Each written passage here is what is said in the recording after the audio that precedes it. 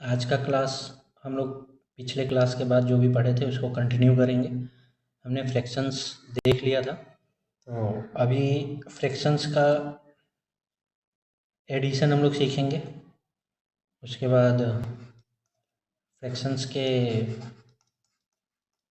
Multiplication, division, subtraction सब आज के क्लास में ही देखेंगे। तो अपना कॉपी कलम अच्छे से तैयार रखो और साथ में क्वेश्चंस लिखते रहो और इसका सॉल्यूशंस भी साथ साथ करते रहना, तभी जाके चीज़ें समझ में आएगी। नहीं तो ऐसे वीडियो देखने से कोई फ़ायदा नहीं है। वीडियो देख करके सिर्फ टाइम पास होगा और कोई फ़ायदा नहीं है। क्वेश्चंस मैं खुद ही फ्रेम करूँगा, मेरा खुद का क्वेश्चन रहेगा और अपना आप से इसको सोल्व किया जाएगा। तो इस चीज़ को अच्छे से देखो, समझो। पहला क्वेश्चन हम लेते हैं।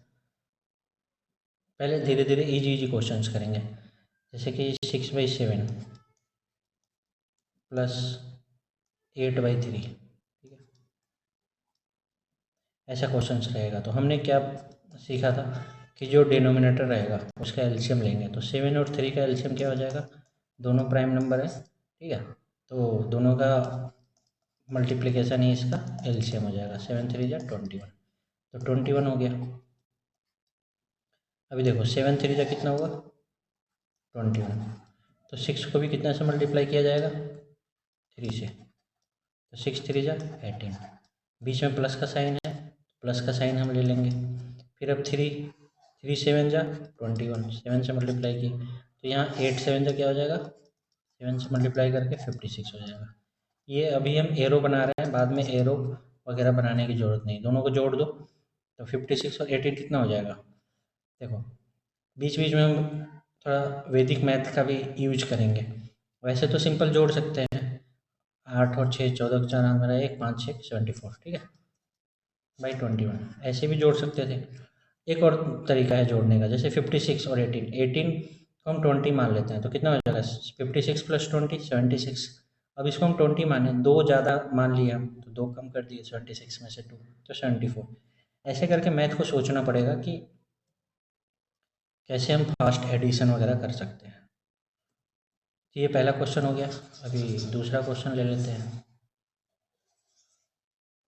जल्दी मिटाने के लिए इरेज ऑल कर देते हैं, ठीक है। अभी सेकंड क्वेश्चन ले लेते हैं, थोड़ा और बढ़ते हैं आगे। 3/11 प्लस 6/33।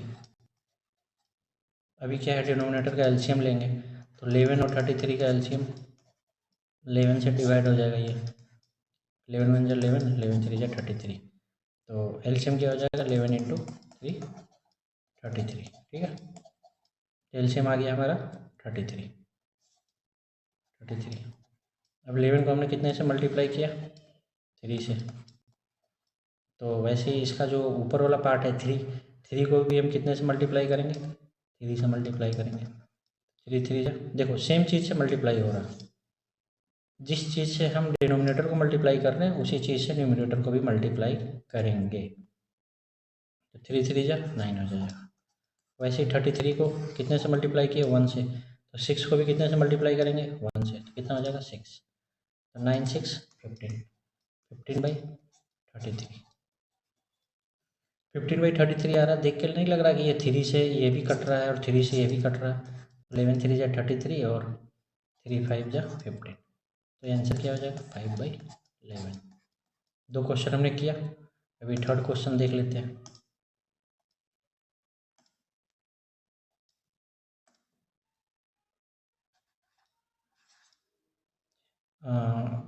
7/6 प्लस 4/24। एक और नंबर ले लेते हैं इसमें, 3/8 ले लेते हैं, ठीक है। अभी क्या है, तीनों जो न्यूमरेटर है, तीनों न्यूमरेटर का हम क्या लेंगे? एलसीएम लेंगे, 6 24 और 8 का। थोड़ा एलसीएम हमें स्मार्टली करना है। तो 2 से, 2 3 जा 6, 2 12 जाए 24, 2 4 जा 8। अभी भी 2 से लगेगा, डिवाइड होगा। 2 6 जा 12, 2 2 जा 4। अब क्या है, अभी भी 2 से लगेगा। 2 3 जा 6, 2 1 जा 2। अब क्या 3 से लग जाएगा? 3 1 जा 3, 3 1 जा 3 1। तो एलसीएम कितना हो जाएगा 2 इंटू 2 इंटू 2 इंटू 3 मतलब 8 और 3 24 हो जाएगा एलसीएम। तो एलसीएम कितना हो गया 24।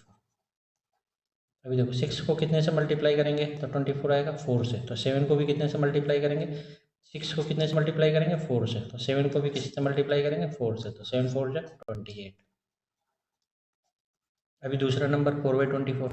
4/24 में 24 को कितने से मल्टीप्लाई करेंगे कि 24 आ जाएगा 1 से। तो ऊपर वाले 4 को भी किससे मल्टीप्लाई करेंगे 1 से। प्लस 8 को कितने से मल्टीप्लाई करेंगे कि 24 आ जाएगा 3 से। तो इसको भी कितने से मल्टीप्लाई कर देंगे 3 से। 3 3 जा 9। सबको जोड़ दो तो 28 प्लस 4 32 प्लस 10 कितना हो जाएगा 32 प्लस 10 42। एक ज़्यादा बढ़ा के लिए इसलिए 41 अपॉन 24।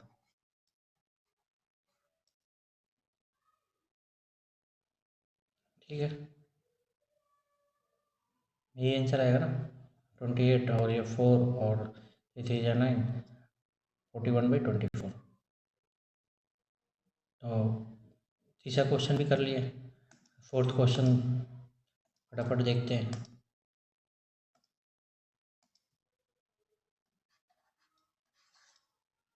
जैसे कि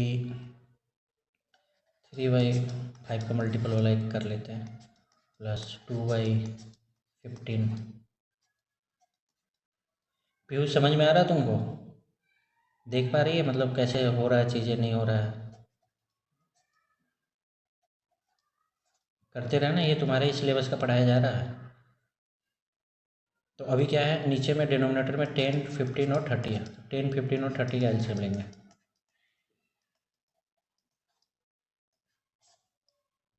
2 से तो कट ही रहा है। 2 5 या 10 15 नहीं कटेगा 2 15 जा 30।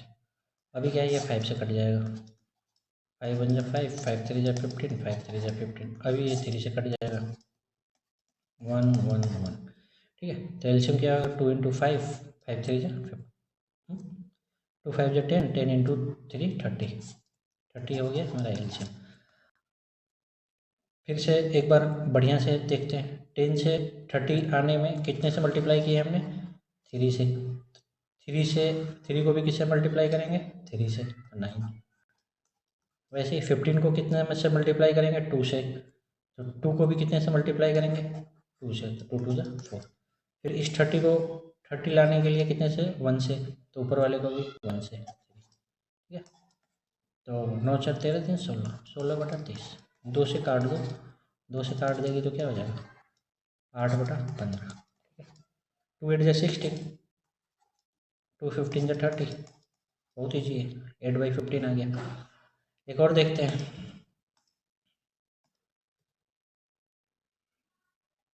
फिफ्थ एडिशन पे 3/7 प्लस 4/21 प्लस 3/8 कर लो। अभी क्या है 7 21 और 8 का एलसीएम लेना पड़ेगा। 7 21 और 8 का एलसीएम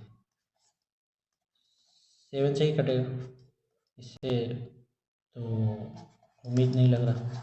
बस अब किसी से नहीं कटेगा। तो एलसीएम क्या आ गया हमारा 7 इंटू 3 इंटू 8। ठीक, 7 इंटू 3 इंटू 8। ठीक है, तो इसको हम कितना लिख सकते हैं 21 इंटू 8 28 इंटू 8 21 इंटू 8 मतलब 168। तो 168 आ गया। ठीक है, एलसीएम। अब 7 को हम कितने से मल्टीप्लाई करेंगे कि 168 आ जाएगा। देखो 7 को हम 8 3 या 24 से मल्टीप्लाई करेंगे, है ना, यहीं पे दिख रहा है तुमको। 24 से मल्टीप्लाई करेंगे तो कितना आ जाएगा 168। ये तीनों संख्याएं आपस में बराबर है ना। 7 इंटू 3 इंटू 8 लिखो या 21 इंटू 8 लिखो या 168 लिखो, सब तो बराबर है। ये तीनों चीज़ आपस में बराबर है ना। तो 168 का अगर प्राइम फैक्टर करेंगे तो 7 इंटू 3 इंटू 8 आ जाएगा। अभी हम क्वेश्चन क्या पूछे कि 7 में किससे मल्टीप्लाई किया जाए कि 168 आ जाएगा। तो 3 इंटू 8 से करेंगे, है ना, मतलब 24 से करेंगे। तो 3 को भी किससे मल्टीप्लाई करेंगे 24 से। बड़ा मल्टीप्लिकेशन है इसलिए डायरेक्ट लिख लेते हैं। अब पूछ रहा 21 को कितने से मल्टीप्लाई करेंगे कि 168 आ जाए। तो फिर यहीं पे चले जाएंगे प्राइम फैक्टर में। 7 3 जा 21 21 हो गया। 21 को किससे 8 से मल्टीप्लाई करेंगे तो 168 आ जाएगा। तो 4 को भी कितने से मल्टीप्लाई करेंगे 8 से। एक स्टेप इसमें हम लोग बढ़ के लिख रहे हैं।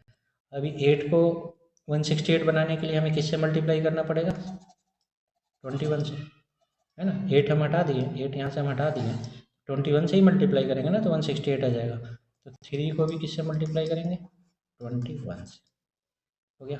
अभी सॉल्व करो। 24 इंटू 3 72, 8 4 जा 32 और 63 डिवाइडेड बाई 168। एक सीमा रेखा बना लेते हैं, ये सब इधर अपना साइड में रहेगा, ठीक है। तो ये अब जोड़ दो, 2 2 4 3 7, 6 3 9 7 16, 167 डिवाइडेड बाई 168। बहुत अच्छा नंबर आया 167 बाई 168। तो 2 2 4 और 3 7, 6 3 9 7 16, 167 बाई 168, यही हो गया इसका एडिशन। तो अभी समझ में आ गया ना, 168 आया था हमारा यहाँ पे एलसीएम। अब पहला नंबर में कि 7 को किससे मल्टीप्लाई किए थे हम 24 से, 7 को 24 से मल्टीप्लाई किए, तो ऊपर में भी हम 3 को 24 से मल्टीप्लाई कर दिए। फिर 21 को 168 करने के लिए 21 इसमें से हम हटा दिए, 8 से मल्टीप्लाई करना पड़ा, तो यहाँ पे 4 को हम 8 से मल्टीप्लाई कर दिए।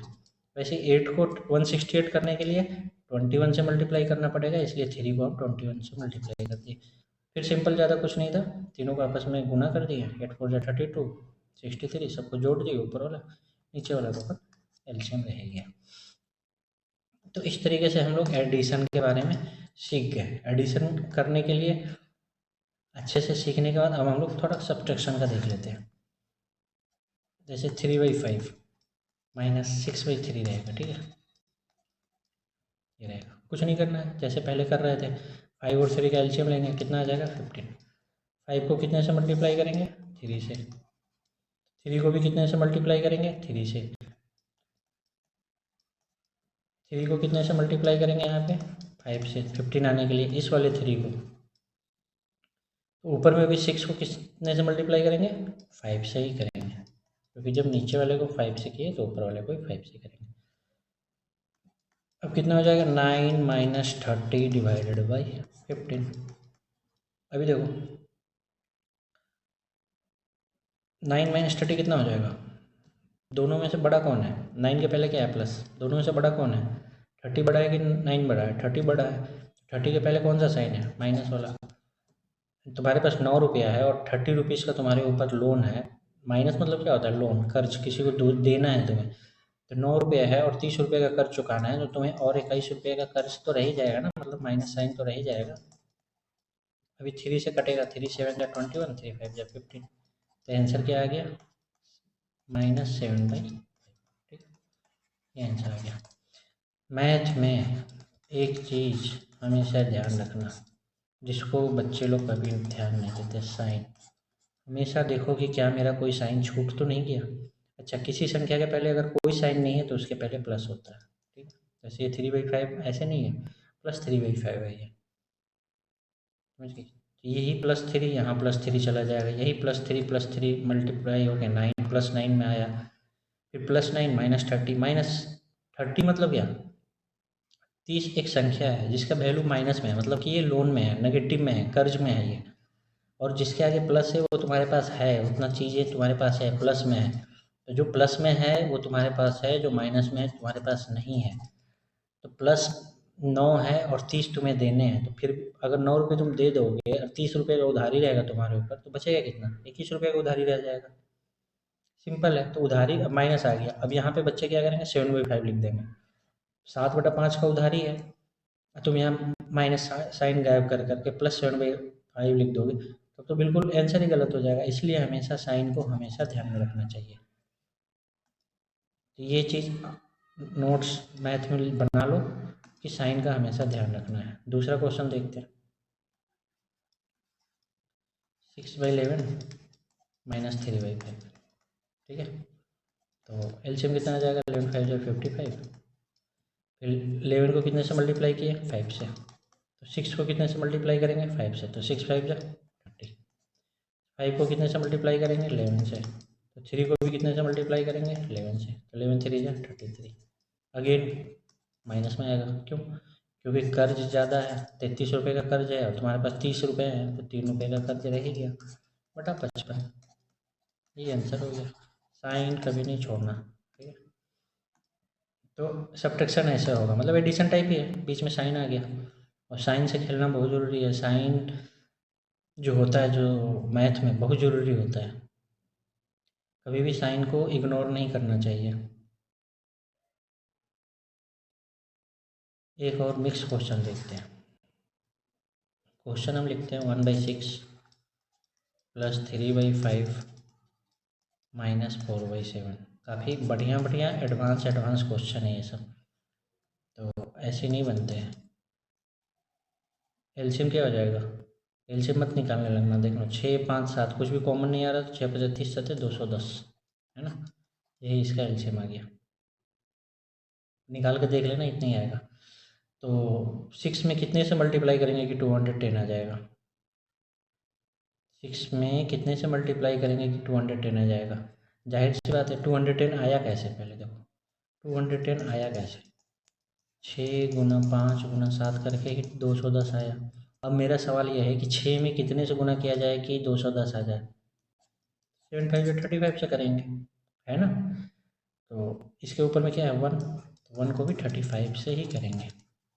फिर बीच में साइन क्या है? प्लस। फिर ये नंबर क्या है? 3। अब 5 को कितने से मल्टीप्लाई करेंगे कि 210 आ जाएगा? 5 को, एक मिनट साइन चेंज करते हैं पहले। 5 को कितने से मल्टीप्लाई करेंगे कि 210 आ जाएगा? जाहिर सी बात है 6 और 7 से, मतलब 6 7 से 42 से, तो 3 इंटू 42 हो जाएगा, ठीक है। माइनस का साइन है तो माइनस ही देंगे, प्लस नहीं दे देना है। 7 को 210 लेकर के आना है। एक और चेंज कर लेते हैं। 7 को 210 लाने के लिए हमें कितने से मल्टीप्लाई करने का? 7 हटा दो, 6 5 जो 30 से करना है, नहीं तो भागा दे के देख लेना। लेकिन इतना दिमाग क्यों लगाना जब यहाँ से साफ साफ चीज़ें दिख रहा है? आखिर हम, मेरा पढ़ाने का फ़ायदा क्या है जब तुम लोग भागा और गुना ही करते रहेगी? तो जब यहाँ से दिख रहा है साफ साफ कि जब 7 को किससे मल्टीप्लाई करेंगे कि 210 आ जाएगा? 30 से। 6 5 जो 30 से, 7 हम हटा देंगे यहाँ से, तो बचा क्या? 6 5 30, 6 5 जो 30, तो 4 भी कितने से गुना हो जाएगा? 30 से। अब इसको सोल्व करो, ये 35 हो गया, प्लस ये मल्टीप्लाई करके कितना हो जाएगा? 3 2 6 और 3 12, माइनस ये 4 3 120, ठीक है, डिवाइडेड बाई 210 का 210 रह गया। अब इसको हम लोग देखो, प्लस वाले को एक साथ जोड़ लेते हैं फिर घटा देते हैं। वैसे भी कर सकते हैं, ऐसे भी कर सकते हैं, या इजी दिख रहा 126 में से 120 हटा दो, 126 में से 20 हटा दो तो 6 बच गया तुम्हारे पास, और 6 फिर 35 में जोड़ दो तो 41 हो जाएगा, 210। या फिर 35 और 126 को एक साथ जोड़ लो, फिर उसमें से 120 माइनस कर दो, तो वैसे भी आ जाएगा। तो ऐसे करके अभी क्या है कि अभी पीयू तुम्हारे किताब में फ्रैक्शन के जितने भी क्वेश्चन हैं एडिशन वाले और सब्ट्रैक्शन वाले, वो सब कर लेना आज, और जो क्वेश्चन नहीं बने पूछना, और एक भी नहीं बने तो बोलना कि बिल्कुल समझ में नहीं आया, फिर से कराने के लिए, तो कल फिर कराएंगे। लेकिन पहले मेहनत करना खुद से। अभी मल्टीप्लिकेशन देख लो।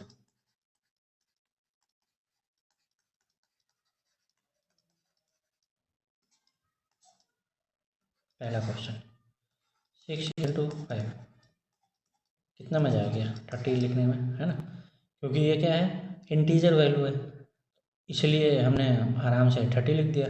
लेकिन क्या इस चीज़ में एक चीज़ समझ में आ रहा है कि ये अगर इसको भी हम फ्रैक्शन के फॉर्म में लिखेंगे तो कैसे लिखेंगे? इसको 6/1 लिख सकते हैं, इसको 5/1 लिख सकते हैं, और ये 30/1 हो गया। हुआ क्या चीज़? हुआ ये कि न्यूमिनेटर आपस में मल्टीप्लाई हो गया, डिनोमिनेटर आपस में मल्टीप्लाई हो गया, 6 5 30 हो गया, डिनोमिनेटर आ गया। तो जब भी हमें क्वेश्चन मिलता है तो हमें बहुत अच्छा लगता है जब वो इंटीजर फॉर्म में हो, और जैसे ही फ्रैक्शन फॉर्म में रहेगा तो फिर सोचते हैं यार हार्ड हो गया चीज़ें। नहीं, ऐसा कुछ नहीं है, कुछ हार्ड नहीं होता। जैसे 2/7 रहेगा, इंटू 3/5 रहेगा, इंटू 4 रहेगा। पहले बार में ही हार्ड क्वेश्चन नहीं है, 4 क्या है, इंटीजर है, मतलब इसको फ्रैक्शन में बदल दो, 4/1 कर दो। अब क्या है, ऊपर वाले सबको एक साथ गुना कर दो, 3 2 6, 6 4 24, और नीचे पे मल्टीप्लाई कर दो, 7 5 35 इंटू 1 35। कितना ईजी है। तो ऐसे करके मल्टीप्लिकेशन होता है। अब डिवीजन भी देखते हैं।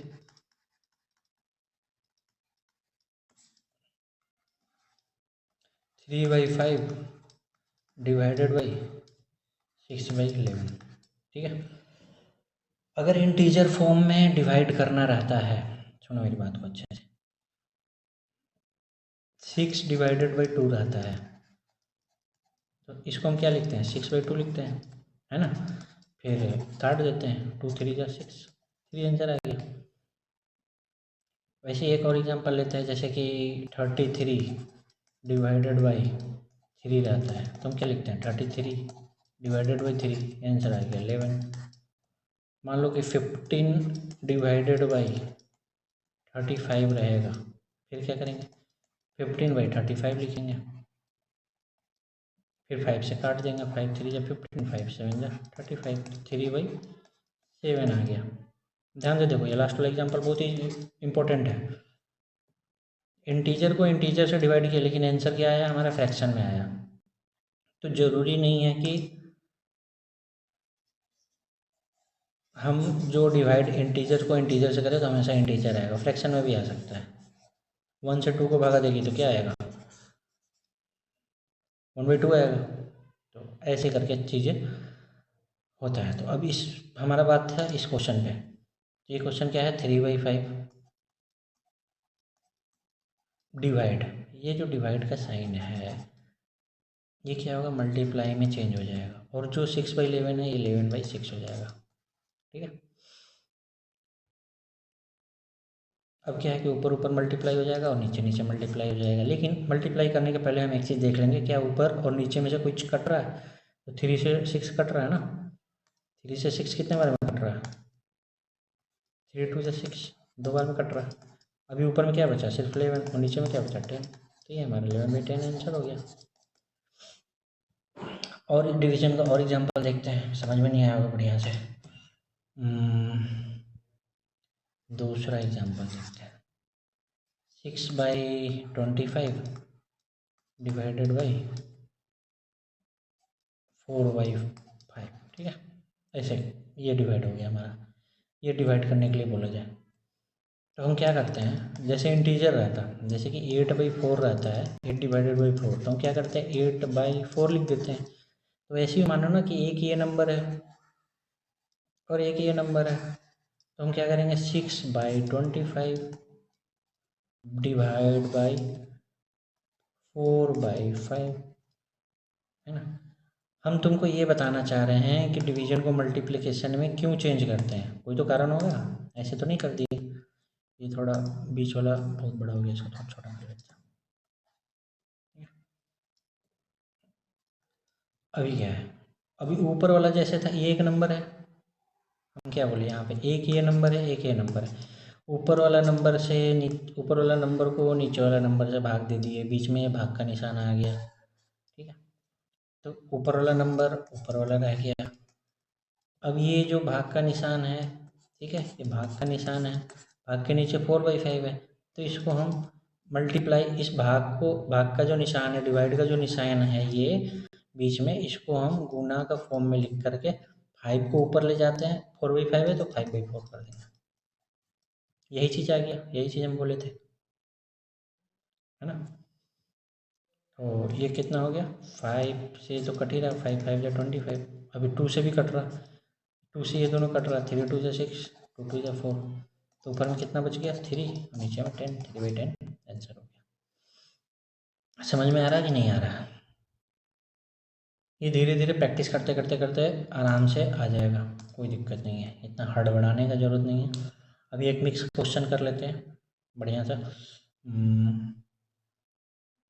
कौन सा क्वेश्चन नंबर है पता नहीं, 3 नंबर है शायद। देखो, 3/6 इंटू 18/9 इंटू 2/4 डिवाइड बाई 3/6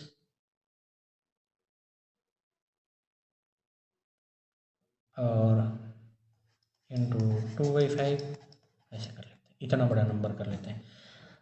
कोई भी मैथमेटिकल ऑपरेशन करने के पहले ध्यान से सुनो, कोई भी मैथमेटिकल ऑपरेशन करने के पहले हमें दिमाग में बोर्ड मास लेकर के आना है। तो बोर्ड मास में सबसे पहले किसका काम होता है? ब्रैकेट का, जो नहीं है ऑफ डिवाइड, डिवाइड का काम सबसे पहले होता है, तो सबसे पहले डिवाइड किस काम हम कर देंगे, खत्म। तो जो जैसे है वैसे लिख देंगे, 3/6,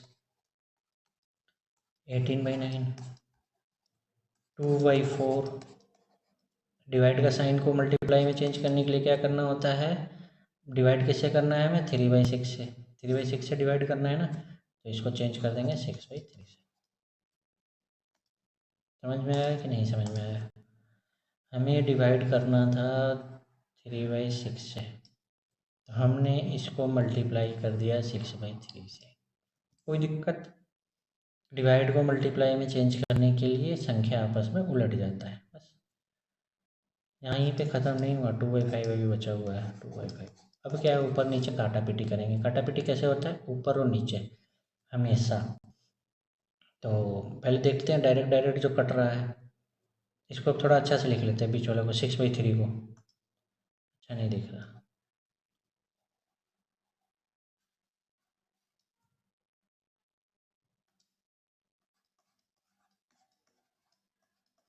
हाँ अब काटते हैं, तो देखो कहाँ से, 3 से क्या कट रहा है? 3 3 या 9, बिल्कुल कट रहा। फिर 6 से काटेंगे, 6 3 या 18। अब ये 3 3 आपस में कट गया, काम खत्म। 2 2 या 4, ठीक है। ये 2 2 आपस में कट गया। देखो हमेशा ऊपर और नीचे काटना है, ये नहीं कि नीचे नीचे ही काट देना। अभी 3 से कट रहा है, 2 से। अब देखो ऊपर में क्या क्या बचा और नीचे में क्या क्या बचा। ऊपर में देखो यहाँ कुछ भी नहीं बचा, कुछ भी नहीं बचा, यहाँ एक 2 बच गया। और नीचे में क्या बचा? ये इधर इधर कुछ नहीं बचा, और नीचे में 5 बच गया। तो 2/5 इसका आंसर हो गया। ऐसे करके हम लोग मैथ को, फ्रैक्शन वाले क्वेश्चंस को बनाएंगे। तो आज हम लोगों ने एडिशन सीखा, मल्टीप्लिकेशन सीखा, सब्ट्रैक्शन सीखा। एक होमवर्क रहेगा, अगर जो बढ़िया से सीखा है वो बना पाएगा। 2/3 प्लस 3/5 माइनस 6/11। ज़्यादा बड़ा हो जाएगा, ज़्यादा बड़ा बनाने से मतलब नहीं है, हमको चाहिए कंसेप्ट क्लियर होना चाहिए। इसको 6/15 कर दो, इंटू 3/5 कर दो, डिवाइड बाई 25/25।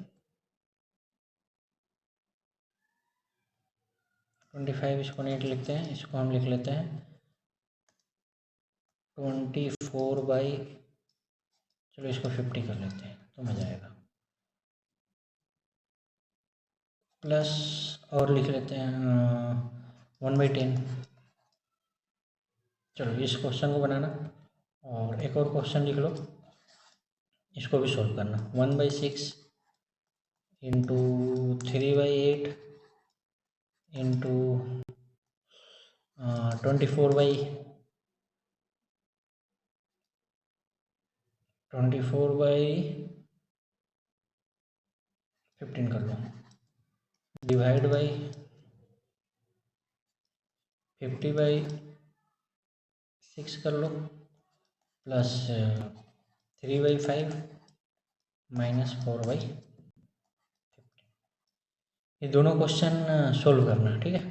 ये तुम्हारा सोल्व करना है, क्वेश्चन लिख के सोल्व करना है, क्योंकि क्वेश्चन लिख के ही सोल्व करना, तभी तो हमको पता चलेगा कि कैसे सोल्व हुआ, क्या हुआ।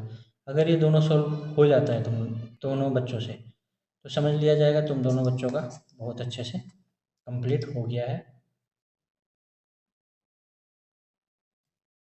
फ्रैक्शन, ठीक है। तो इस चीज़ को अच्छे से सोल्व करो।